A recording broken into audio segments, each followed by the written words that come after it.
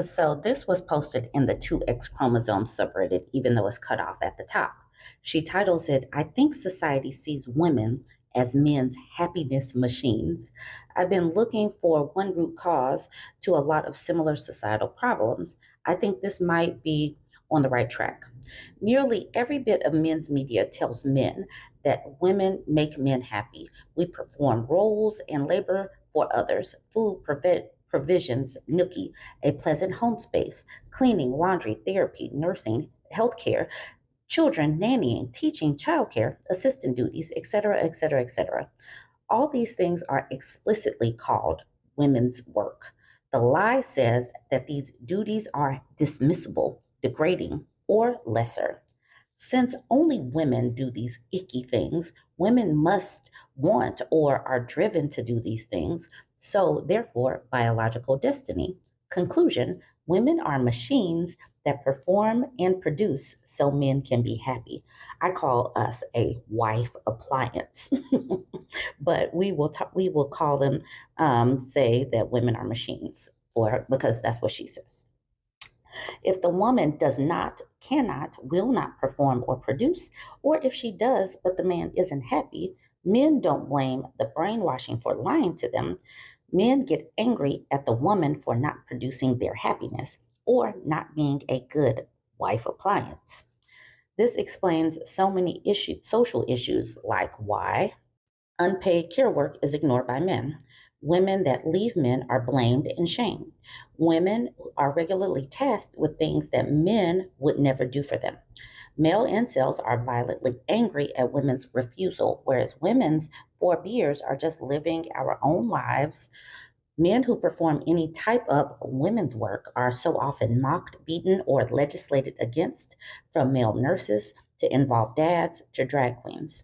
Women are expected to know every method to placate, encourage, make their man happy, but if men won't remember anything for their woman, it's dismissed with a laugh. Women's reproductive and other rights are being taken away. Things do not decide for themselves, their owners decide. Violence against women erupts so frequently. Men's unhappiness is not just uncomfortable, it is seen as a deliberately cruel and personal attack. Men so often try to manipulate, cajole, force us to serve them. To them, they are fixing a broken machine, so we should be grateful for the fix. And on and on and on. This lie creates so many evils. This list was 4 times as long before I remembered this was Reddit, not college. The root of all these problems is that society sees women as things that make men happy. And any variation from this is damage that must be squashed before it spreads. Note, please add the obligatory not all men. I am happily married, one of the good ones, and any other disclaimers, including the doesn't apply to me. I'm a flavor of queer, neurospicy, other. This was a broad brush overview of Western society's cruel heteronormative gender roles as a way to explain the current regression of women's rights and stature, not a personal slight towards anyone of any gender. Edit. I already got one. Why do you hate men so much? Chat suppressively telling me what to do. I've been a feminist online for 35 years. Gentle things. You have no new arguments to gotcha me with. The comments on any article about feminism justify feminism. Lewis's Law. This, I am so glad that I was tagged in this because she is very succinct in how she laid it out. All of these things. Women are born and raised because we have a uterus to be servants. We are here to be servants, be a resource to men. And as we are pulling away and these men have to do for themselves, they are failing and flailing and they are getting angrier and angrier that their appliances are malfunctioning. And I love that people are talking about this online and in so many different spaces because, ladies, you are not an appliance. You are a fully human person with thoughts, goals, things that you want to do, things that you have done and should be proud of. You have support to give, you have love to receive, and you deserve it. You are not just here to be a resource for a man, a servant for a man. All right, so let's look at some of these comments. Shiny New says men get to live life. Women get to facilitate men's lives. And this is one of the reasons why a lot of them have too much energy and can cheat. Because women do all of the foundational and typically unseen and unappreciated things, that they have way too much energy. So stop doing all of these things. She says, this post is very insightful. If you are a man reading this and you find yourself feeling angry about it, then it's time for you to do some introspection and self-reflection to reconsider how you view women and what you think their role in your life should be. Black Cat Mustache highlighted the part men get to live life, women get to facilitate men's life, to say, yes, I say this all the time on here, but that is so well put. Josephina highlighted the part where it says men get angry at women for not producing their happiness and said is why they get so contemptuous toward women they don't find attractive. They think we exist for their gratification, and if we're not appealing to them, we don't deserve a shred of respect. And Bourgeois Rose says, likewise, they hate women of any level of physical beauty who reject unattractive men. And McSwearWolf says, oh, or if you dare to age, yeah, you get older, you live longer, or become ill. Statistically, women are abandoned by male partners during serious illness much more often than the reverse. There are some great men out there, but I have also seen so many just crumble when they were asked to step into the primary caretaking role, even for a week or a month. One of my dearest friends, who seemed to have a very successful life, marriage in general, she built successful businesses, 3 great kids. She gets cancer, and within a year, hubby had bailed and was dating a college girl, maybe 22 years old. I thought he was one of the good ones at one point. LOL. I'm going to leave it with that. The woman broke it down. She was on point with all of that. But jump in the comments, let me know what you think about this. Don't forget to like, comment, and share. Okay, so Mountain Way posted this in my BurbNBougie subreddit. She says, am I the a-hole for telling my boyfriend how I really feel about him? She says, so a little bit of a backstory. I, 35-year-old woman, has known this guy, 42, for 10 years. We've been great friends up until we decided to take it to the next step and try our hand at a relationship. Now, I've never been a relationship type of person. Besides him, I've only had one other boyfriend. I'm sexually attracted to men, but as far as relationships, I can do without them. I don't have children and never want any. I also never wanted to get married. So we started dating in the early part of 2023. Things were rocky from the start, arguing, him not trusting me because in his mind, if I wasn't spending all of my time with him, then I must be spending it with another man. I noticed I noticed early on he was very insecure. I never paid attention or noticed when we were just friends. I feel that it's important to note a few things here. I'm 6 feet tall. He's 5'9", and he jokes a lot about how he doesn't like tall people. I have a BS in biology, a master's in healthcare administration, and I'm working on a second master's in clinical mental health counseling. He makes snarky comments about my degrees and how they don't matter or make me smarter than him, which I am because I've noticed that he's really dumb or ignorant when it comes to a lot of things. Also, last year, I lost my mom and my brother a week apart. He's been no type of support system to me. It actually seems like he wants to be the center stage of my story.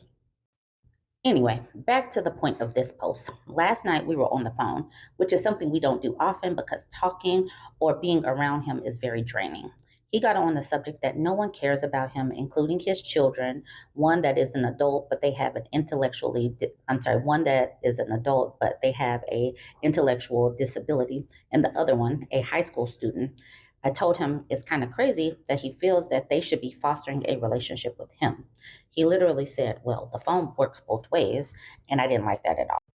So as he's going on and on about his children, he brings up that if he died, that I probably wouldn't come to his funeral and that I didn't care about him. So I asked him, well, if you feel that way, then why are you with me? That's crazy. He never did answer the question, per the usual. During the argument, he calls me dumb, and that flipped a switch in me because usually when we argue, I don't say what I really want to say because I know me and I know my mouth. But at that point, I was over it, so I let him have it. I bring up the fact that he wasted and risked his youth selling drugs and currently has nothing to show for it. He just moved out of his mom's house about 3 years ago. He's renting a home, which I'm fine with, but he's made comments about owning a home and how anybody can do it. If anybody has ever purchased a home, then y'all know it's no easy thing to do for most people, and it wasn't for me, but I did it. It was something that I accomplished on my own. I also brought up how dumb he was. The man literally knows how to do nothing, and he thought I would be the type of woman that would do everything for her man. We've had plenty of arguments about that too. He was furious. I heard a side of him that I'd never heard from him before, but I'm not shocked because I knew that he was pretending to be the man that he thought I wanted. After the argument, he cursed me out and told me the relationship was over, which was fine with me. So again, am I the a-hole? You are not the a-hole towards him. You are one towards yourself for being so accomplished and staying with a man like that. Like even just the description within the first paragraph, like what is the point if you're not a relationship person at all? Why choose to be with somebody like this? He used to sell drugs. He has kids that he's not really close with. He doesn't sound like he's not supportive. You said that he wasn't supportive. What is this relationship? Is this even a relationship or is it a time waster? No, you're not the a-hole towards him. He deserved the clap back, but you deserve better. You accomplished many, many things and are still working on things. You're working towards more. So do not allow a person like this to pull you down. Like Amber's mom said, not the a-hole. Don't know why you put up with it for so long. Noodle Candy says, the trash took itself out. Hooray. This person says this, he was a serious waste of oxygen. He should not have been close enough to breathe her same air. Info Mapa says, I was reading your post and wondering, this dude sounds insufferable. Why would she even date him in the first place? He has been rude, mean, dismissive. He hates how tall you are, how accomplished you are, and how smart you are, but he wanted to date. Good riddance. And to add all of that, I wanted to say at 42, no one should feel like a relationship means being tied to each other 24/7. That is high school thinking. Yes, you did give a couple of hits below the belt, mentioning his past as a drug dealer or how he was at his mom's house until a couple of years ago, but I doubt he ever apologized for his own digs. Keep your head held high. This relationship or even friendship is a waste of time. You don't owe politeness to people you are kicking out of your life, not the a-hole. And then the OP responds with, you're right. I did take some below the belt shots, but I was so angry. But he also needed to hear them. He constantly wanted to critique everything that I did as if he was perfect. But I've learned my lesson. That's the important part. It took her a while to get to this point. She shouldn't have been with this man for lots of reasons that we could have pulled out of that post. But she says she has learned her lesson. She didn't get pregnant. She's not out of any money. She wasted time and energy, which you can't get back, but she is moving forward. That's the important part. That's the lesson we need to learn. All right, so jump in the comments. Let me know what you think about this one. I'm glad that she posted this in my BurbNBougie subreddit. Let's learn from her. Let's not date people like this. Jump in the comments. Let me know what you think. Like, comment, share. So I did this original post a few days ago. This woman, she said that she made a joke about her boyfriend. She wrote a book and her boyfriend downplayed her accomplishments of writing the book, if you remember. If you don't remember, you can read through some of this. I'm not going to do the whole thing because I want to get to the update. And the original post was literally just a couple of days ago. So this is the part I want to hone in on the original post. On the way home, I asked what his deal was, and he said that his job will provide for us and he will let me have my fun as a creative for now, but eventually I have to grow up. I laughed because I assumed he was joking. He, of course, was upset and told me my meaningless book was objectively illustrated poetry. I shut down, and then he was upset I was acting mad, so I changed the subject. He continued to make my book a topic by jokingly saying my glorified illustrated poetry shows my middle child syndrome. or that I must crave mediocre attention from people. I shrugged and replied, "Hey, if you think you're mediocre, okay," and moved on. He texted me the next morning saying I tore him down and was being a bully. He was saying he was joking with me, and he hasn't at all responded to me since. I am thinking on a planned work trip now. I'm away on a planned work trip now, and I'm overthinking it. Maybe am I the a-hole? All right, so that's the original point. All she did was call him mediocre, but there was a clapback of sorts, a soft clapback. I think she could have clapped harder. Okay, so here is an update. She says, edit to say I'm calling him Chris here. Hey y'all, on mobile, but I had to post this because what a time to be alive. I broke up with Chris a few hours ago. Boy, howdy. He had ignored me for a full day, and I hadn't reached out to him because I was honestly fed up with his attitude. We've been together for 2 years, and I've never seen him act this way. I flip-flopped between maybe he was having a bad day or something was going on, and he transferred his negative energy in my book. His negative energy in my book, but no, he's just a soggy, moldy baby carrot that didn't think I had dreams of my own or I would throw it away for him. Our mutual friends have told me that he had basically told him that I rubbed my success in his face, and it made him feel like a simp, just following his girlfriend around, being ignored when he has a successful business and has the higher paying job. He texts the next day after his silent treatment that my not reaching out to him was a sign that I don't love him, and went on to say that I love my book more than I love him because I neglected him while working on it. And then I didn't praise him at the party as my biggest supporter.